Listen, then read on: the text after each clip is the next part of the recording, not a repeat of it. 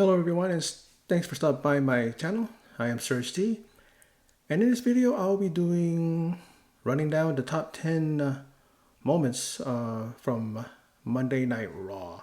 Now this is based on their video that you see on their channel, WWE's channel. I'm not going to play the video because I've gotten hit with strikes before. Not real bad ones. It's just basically much as just a nudge like, hey, you can't play this in certain countries. And usually they're countries from the Far East. I mean, not Far East, from the Middle East and the surrounding countries, not the U.S. or anything. But then the older videos that I used to do when it came to the top 10 thing, they're starting to tell me, they didn't tell me then, but they're not going, oh, your channel has a copyright thing, and it's that thing where all these countries from the Middle East are like, my videos don't play there. So I don't really target my videos for them, but at the same time, my videos are targeted to anybody really who it can reach. So I'd rather do it this way, and then everybody will get a shot at watching this video if anybody's interested. But for those of you who stopped by, thank you. Apparently you're interested, and apparently you want to know what's on my mind. So let's get into the Monday Night Raw. It was really a eye-opening Monday Night Raw. There's a number of things that happened on Raw. We saw Rhea Ripley injured. Is it a real injury? Is it storyline? Did Liv Morgan really injure her when she attacked her last week?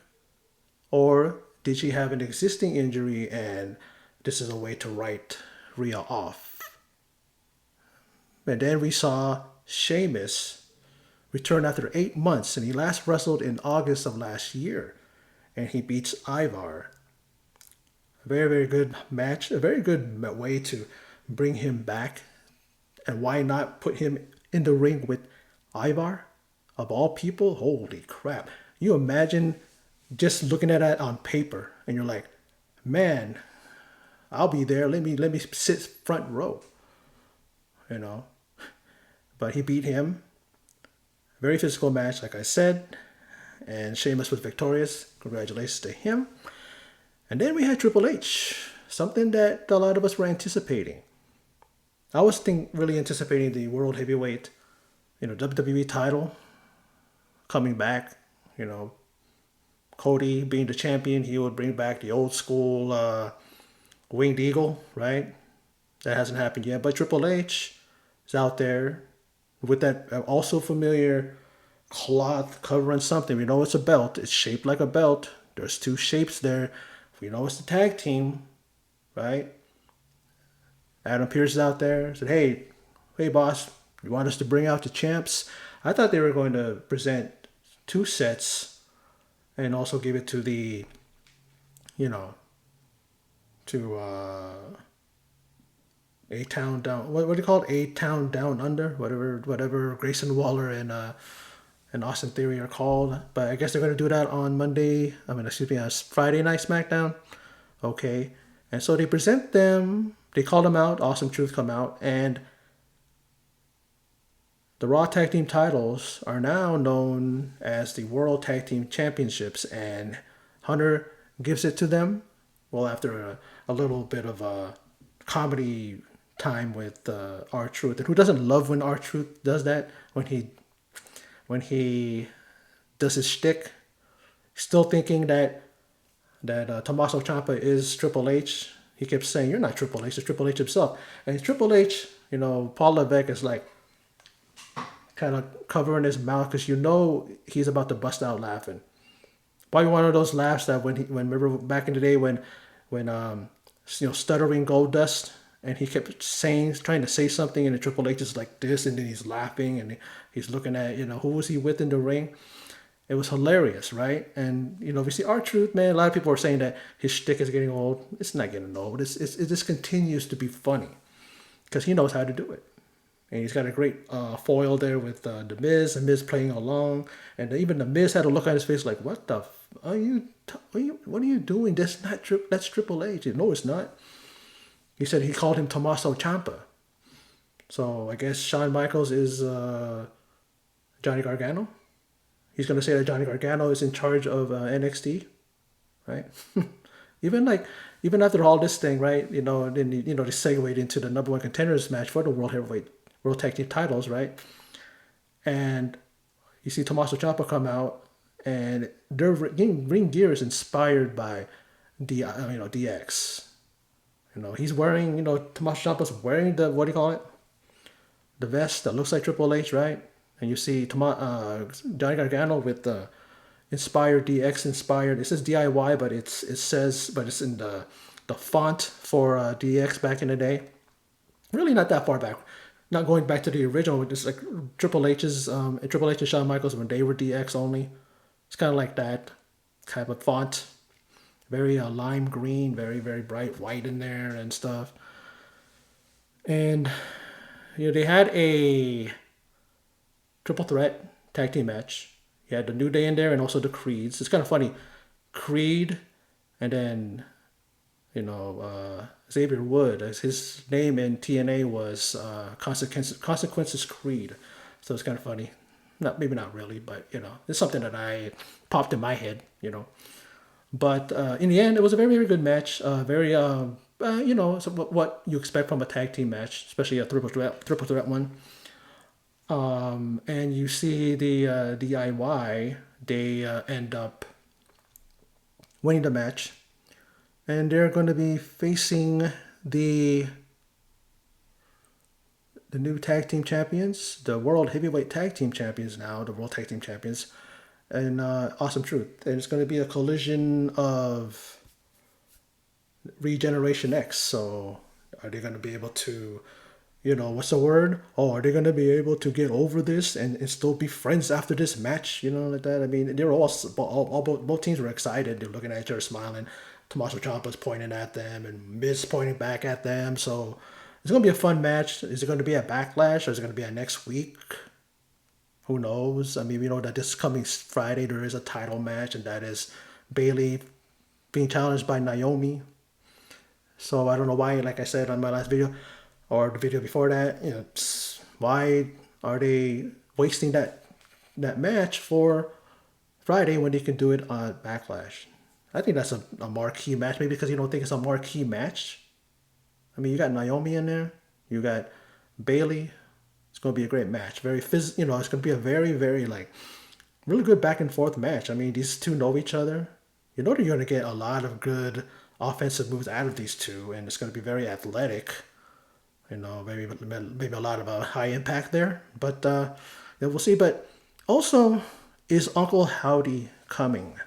Is he going to be arriving soon? There was a, what do you call it? A QR code that I had to rewind a little bit because it was during, what was that? During a, wow, what was it during? Was it during a interview, backstage interview, or was it in the ring? I think it was during the match. And then I had to pause it, and then, it came out to this. You'll see it on my screen there.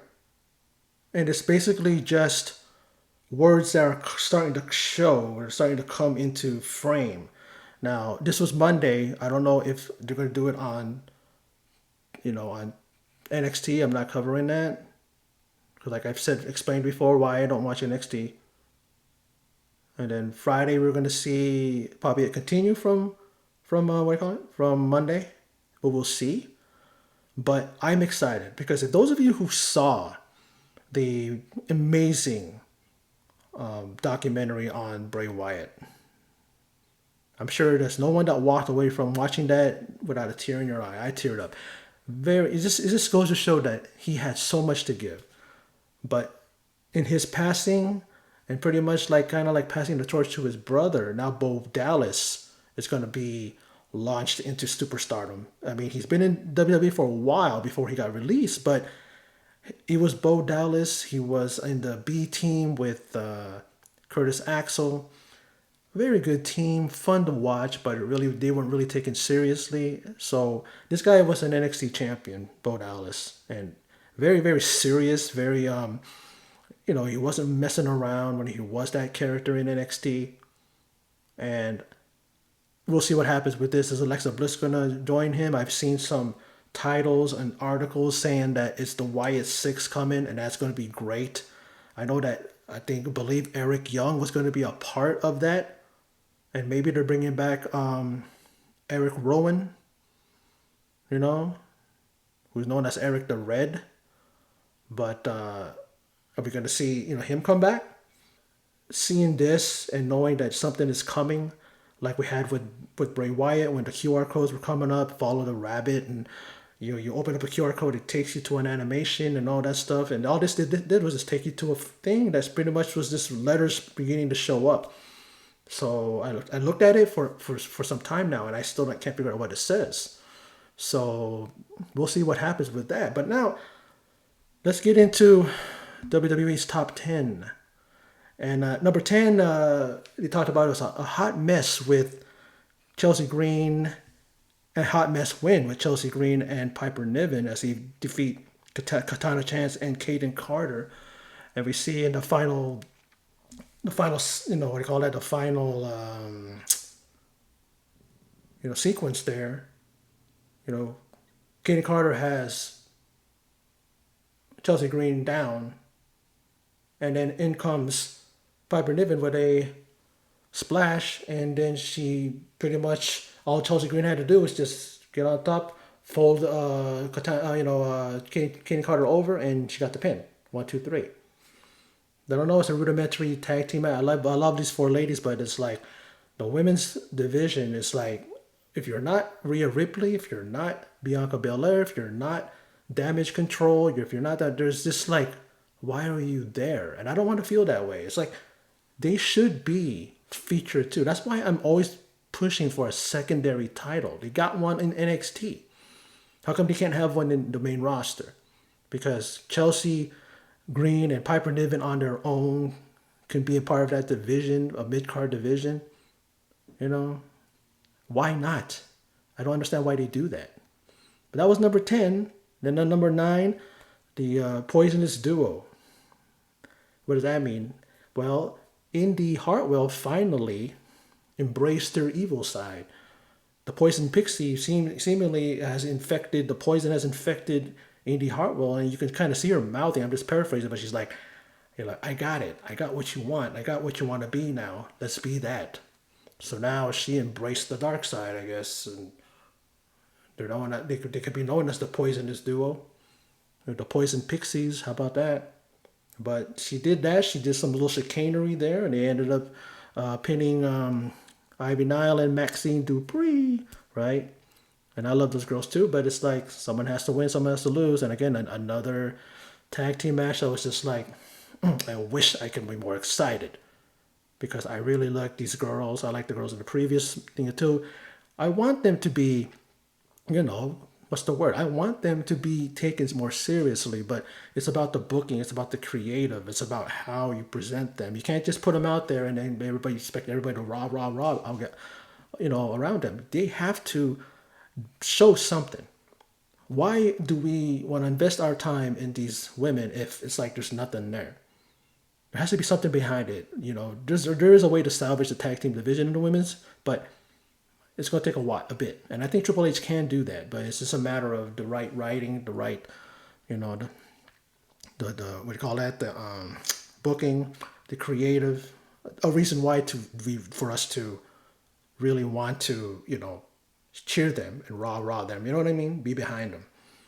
Now, number 8, we have some awesome new titles. And like I said earlier, the New World Champs, Awesome Truth, were presented the new tag team championships that look really good. It's just pretty much the same as the World Heavyweight title, but it's got red in there. It's got bright gold. It's like, different, but then not. But I like the fact that the W is right in the middle.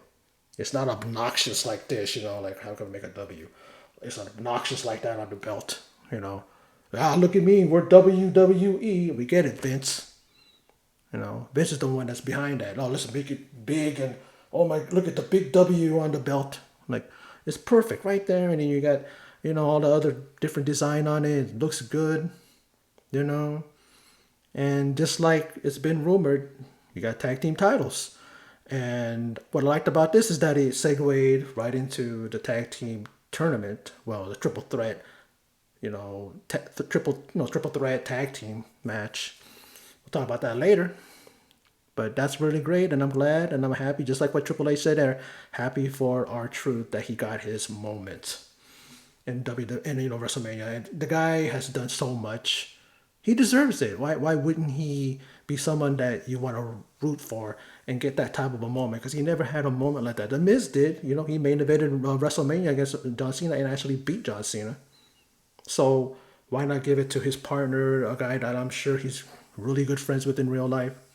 I think everybody's good friends. I don't think anybody that doesn't like him. I think everybody loves R-Truth. Now, number 7 is a Ricochet recoil. Well, he came in and he helped out Andrade, who beat Dominic Mysterio. Excuse me. And I don't know what it is with the Judgment Day. It's like they're hot this week, they're not this week. They're on their game this week, they're off their game. And their pseudo leader there, even though they don't have a leader, they quote unquote don't have a leader. But Dominic, Damian Priest said you got to take care of Andrade. He doesn't do that. No one does that to the new day. The new day to the Judgment Day. Remember what he did at not WrestleMania, but before that when Dragon Lee was injured, and then comes Andrade, and then he helps Ray beat them at WrestleMania. What's your name? Santos, Escobar, and Dominic. And then they lose this time. But then they attack him because take him out. So I guess that's a way for them to take him out. They double team him. And then in comes Ricochet, who's been a thorn in their sides. He's beaten Dominic and JD McDonough. And he kind of evens up the sides. This might go set up for a tag team match next week, maybe. I like to see that, man. I love Andrade, man. He's great. He's great. And he is on, Raw. Well, no, he's on Raw? Or is he on SmackDown? Well, the what do you call it? It's coming up, the draft. His wife is on SmackDown, Charlotte. But the draft's happening. She might get drafted while she's away on injury. An injury reserve, if you will. So we'll see what happens there. Now, number 6 was the American Nightmare. He's in the ring when he calls, Jey Uso. This is after he was talking about The Rock and all that stuff and said that The Rock wants to make him bleed again. And then he's like, well, if you make me bleed, I'm going to make you bleed. We're going to bleed together. So there's an anticipation of that match between The Rock and Cody. Because remember last week he pinpointed why he's going to come back. It's for the title. So, he kind of gives him his approval because he's going to be the man to lead Raw because Cody is anticipating going to SmackDown. Then again, he is as the champion. He is going to be SmackDown because of he's holding the WWE Undisputed Championship. So I'm going to get used to saying that because I think they're going to get rid of the Universal Championship. But all this is in fact because Jey Uso is taking on Finn Balor. Because I'm sure Damian Priest is doing that because he wants to wear him down, soften him up because Damian Priest is defending his title against Jey Uso. Does Jey Uso have a chance? I don't know. It depends on if they want to keep him as champion for a long time, or is Damian Priest just a transitional champion? Like it's a champion that he got a feel-good moment at WrestleMania. He won it. I believe the second Puerto Rican World Heavyweight Champion because I think Pedro Morales is the first one. But, that's that. So we'll see. And that's happening at Backlash. If I'm not mistaken. I know, yeah. It's not going to happen on regular thing, so... Because there'll be too many like title matches on regular TV, and network TV instead of it being on the pay-per-view. So yeah, definitely it's going to be on the pay-per-view. I don't even have to second guess that. But that's that. And then their number 5 was Monday Night Fight. Fight Night. As it wasn't Michael Cole. I thought, Michael Cole isn't here, so Pat McAfee's going to say because he said it. He was okay. But I said, wait a minute, he's there. Michael Cole's the one that says that.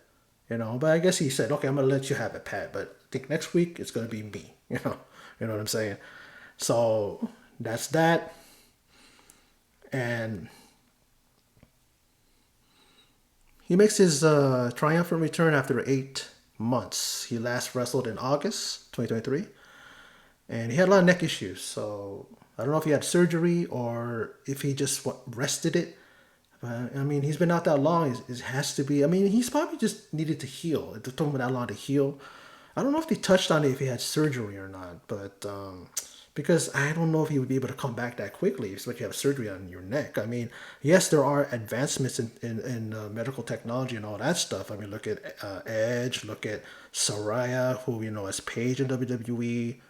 So they were able to bounce back. So, and they're doing okay. I mean, Saraya, I haven't seen her in a while wrestle on AEW, so I don't know what's going on. What's going on with the old girl there? But Edge, we've seen him. He's the TNT champion, so we know he's active and he's doing his thing. So, we'll see that. But that's that. But let's move on. Let's talk about this in a fight night. He takes on Ivar, who gave him a match of his career coming back. And you know that Ivar was going to lose because, again, why would a person coming back or making their debut lose their first match? But it's okay because it's Ivar, and Ivar can bounce back from that. Because Ivar is not somebody that they're focusing on right now, that they got to make him look strong, but he looks strong even when he loses. That's something that is like very hard to do. You lose, but you still look good. And people still want to see you wrestle, and they hope for one day you're going to get that definitive win.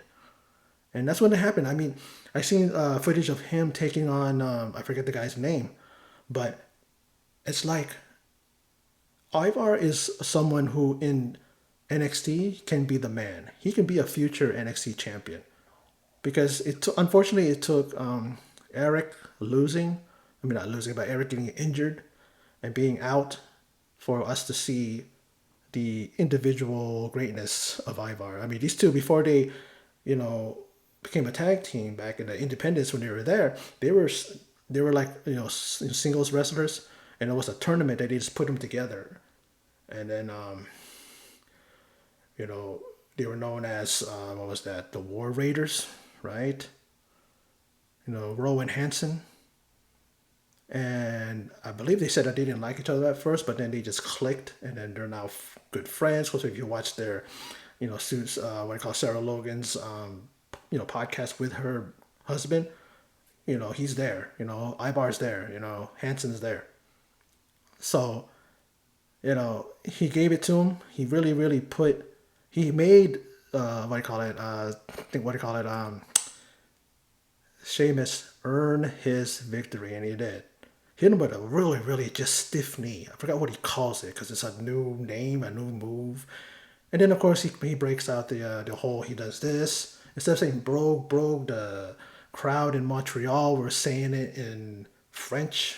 And then he comes in, hits him perfectly with that brogue kick. And then 1, 2, 3, you get hit with the brogue kick. I don't know who has kicked out of it. I'm not saying no one has ever had, but I don't think I've ever seen anybody when I've been watching Sheamus kick out of that move. So he wins. He gets the victory. Now let's see where his focus is now, because the only thing that's keeping him from being a Grand Slam champion, even a Triple Crown champion, is he hasn't won the Intercontinental title. And remember the talks back in a couple years ago where he was going to be the one to take that title and deal the first loss to Gunther.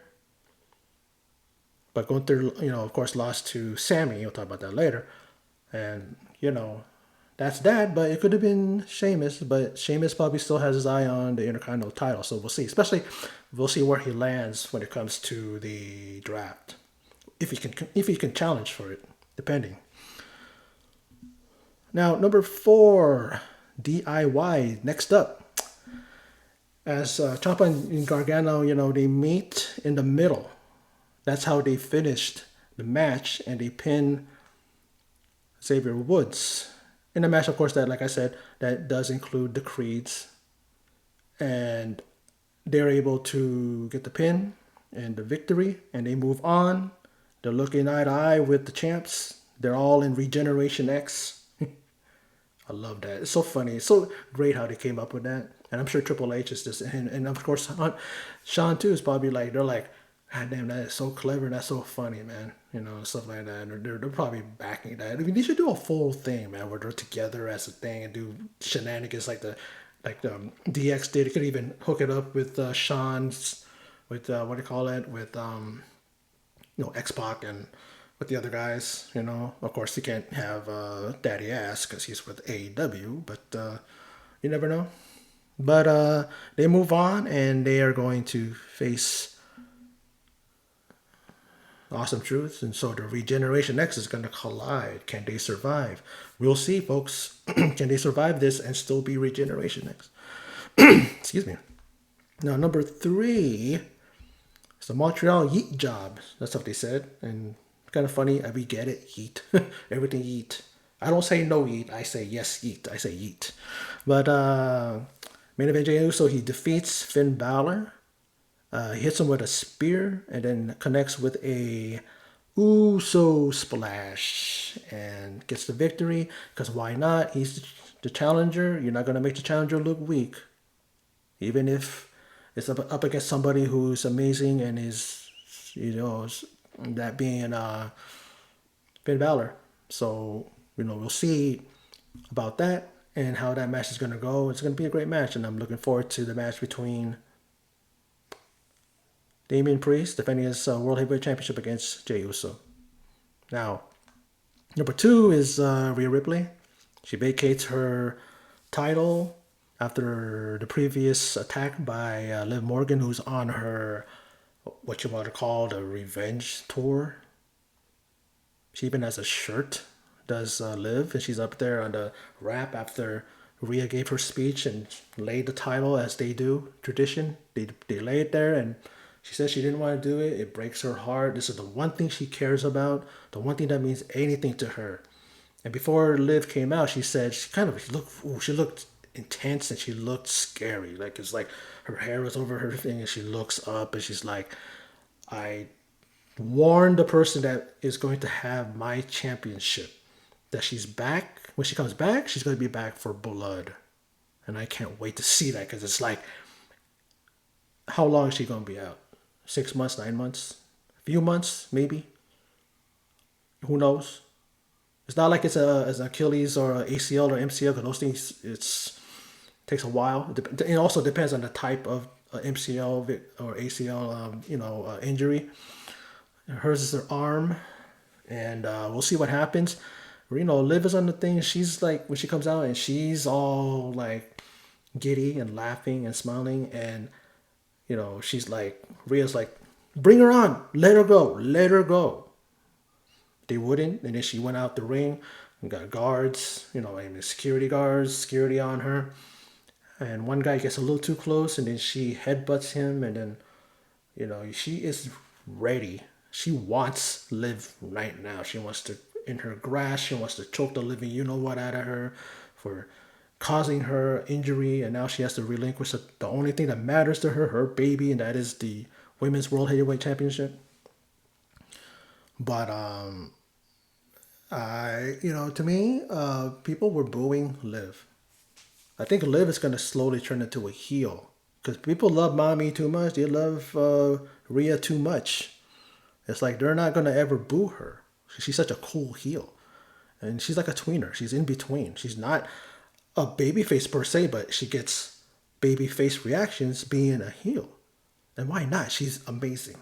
She's probably one of the best things that happened to the women's division, I think, in any promotion. She's like, I think everybody, all these other promotions, even AEW, all that, they're probably frothing at the mouth. They want to get her once she is ready to leave or her contract is up. But I don't think she's going to leave. She's probably going to be a lifer when it comes to WWE, depending on what happens. But Triple H is in charge now, so there's no way that she's going to be like, I don't like it here because I don't like how it's run. Because Triple H is taking, it's a new era. He's taking over. No one is going to do anything wrong with WWE, because what's his name? Voldemort of WWE. He whose name shall not be said, mentioned, however you say that. And she's in good hands, and everybody's in good hands here. you're seeing all these people getting pushed and all these people getting their time in the ring. So we'll see what happens. Now, the number one thing, WWE, their rundown, their number, their top 10. And this one is the Montreal Malfeasance. That's what it said. I know what malfeasance is, but it's kind of a mouthful, you know what I mean? But Sami Zayn, you know, he defends his title. Successfully defends it against, you know, Chad Gable. And then he shakes his hand, even raises his hand, and then, you know, Chad goes out Gable goes out the ring, and then he goes out there, you see he has family, hugs all around, kisses his wife, and gives her a hug. All of a sudden, someone grabs him from behind, and it's Chad Gable. And as Sammy has his wife in his embrace, he, you know, does a German suplex. And you see his wife going like this, like, don't go, where are you going? And then here's, you know, Sammy trying to hold on to her. Luckily, he didn't suplex her out of the damn seat, her seat that she was sitting in, front row. But, you know, the thing about it, though, is that does this solidify him as a heel now? Or is it going to be one of those things where, like, oh, man, I'm sorry, dude. I was, like, so in the moment. I hate losing. I want to win the championship. Or is he going to be like, next week, his fellow Alpha Academy are going to be around him, and he's going to be pretty much doing AJ when AJ pretty much told the OC, get the hell out, get the hell away from me. You're all old news. It's about me now. Is he going to say that now? Because I think the only way that he's going to be taken seriously, he needs to get rid of this faction. I loved the Alpha Academy for what it was, and as long as it went. But then they get Akira Tozawa here, they get Maxine Dupree. It starts to turn into a circus. And I honestly think that he needs to get rid of those guys and pretty much be himself. Or Otis can become a heel too. Right? Yeah. And he can join him, be the heavy, no pun intended, he's a big boy, but I mean, be his like bodyguard or a guy like that. No craziness, no silliness, no worms, you know, no caterpillars. Just be, you know, be like Bronson Reed, be like Ivar, you know, because that's what we want to see when it comes to Big Otis. I love the silly shit. I love all the silly things he does, but it's like it's time to grow up, if you will, you know. But I don't know. Do you agree with it? I agree. I agree with everything from top 10 down to 1. You know, it was really, really a great Monday Night Raw. Those moments, really, I mean, they pretty much ran it down, and that actually is the best moments in Monday Night Raw. You know, the 3 hours goes by quick. I mean, Triple H. See, that's the thing. It's like with movies. If you do a good movie, it doesn't matter if it's 3 hours long, and you'd be like, damn. You're looking at it and you're like, is this time already? Like, it was, what do you call it, man? Wasn't it just, you know, it seems like an hour ago this movie started and it's been 3 hours. Like, that's the thing about people. Like, I know people. There's people that I read, sometimes they say, oh, I'm not watching that movie because it's 3 hours long. And people will tell you, it's a great movie. It moves fast. It just goes by and you're excited. You end up enjoying it. And then people will be like, "Well, no, I don't want to sit in a theater for 3 hours, or even sit at home for 3 hours. Because people can watch movies at home now." So, you know, but it's all about the way Triple H books Monday Night Raw and SmackDown, because long matches, short segments, you know, moving the damn show along, stuff connecting to the next thing, like Lincoln Logs, like damn. Tetris, like, you know what I mean? It just runs smoothly. And that's how it is. That's how it should be when it comes to, what do you call it? Raw or SmackDown. It doesn't matter if Raw is 3 hours. I don't think they're ever going to get rid of that. They might. Especially when they go to Netflix. And you imagine Netflix, you imagine the crap they're going to get away with. The language. You know, people want Attitude Era. You might get a little bit of it when it's on Netflix. Not all of it, because I don't think Triple H even wants to go there. But he's going to definitely bring some stuff that kind of gives you a little bit of an edgy feel to it. And that's good. That's what we all want, you know, just a little bit, because it's like not over the top like AEW tries to do, and they cuss and do this stuff, and it's just like, are you doing that just to be edgy? And like I said, don't get me wrong, I love AEW, but It's like sometimes they do things you're just like, okay, you're trying too hard. Has WWE done that? Yeah, in the past, but so far so good with them. But, you know, like I said, Monday Night Raw was amazing. It was really, really a good show.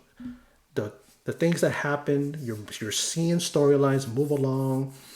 In the main event, you know that there's going to be a long, what do you call it, rivalry, a long feud, or a good feud with Sammy and with Chad Gable. Look at what happened with Rhea. What's going to happen when she comes back? You know, like I said, lady, she said, "Look out, ladies! I'm out for blood when I come back." And Sheamus comes back.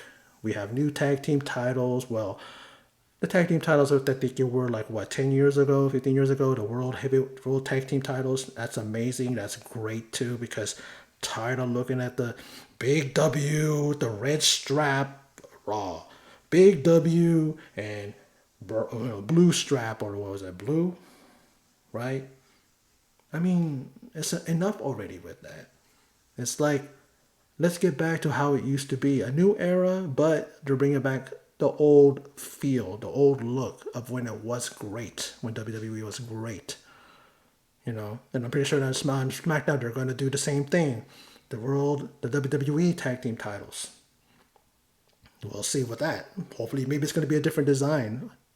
They'll have the W, but probably be a little bit, something a little different. But let's see how they switch it up. Are they going to just change the color of the strap? Maybe change the color of the belt itself, and then the W's there. I mean, not the belt, but the plate. We'll see. But anyway, that is my video. Hope you enjoyed it. For those of you who stopped by and checked out this video, thank you very much. Appreciate it. I will be doing videos, whatever the stories, the stories of the day come along.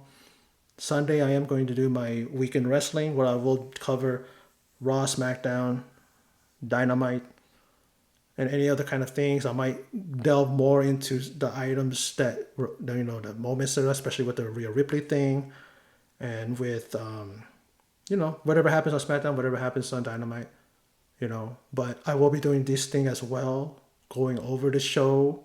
Not a long, drawn out rundown, but just enough that you know where I'm coming from and my thoughts when it comes to Raw, SmackDown, Dynamite. I might do Collision, I don't know, we'll see. But anyway, that is my video. So for those of you who stopped by and checked it out, I appreciate it. Thank you very much. And in closing, and as always, take care.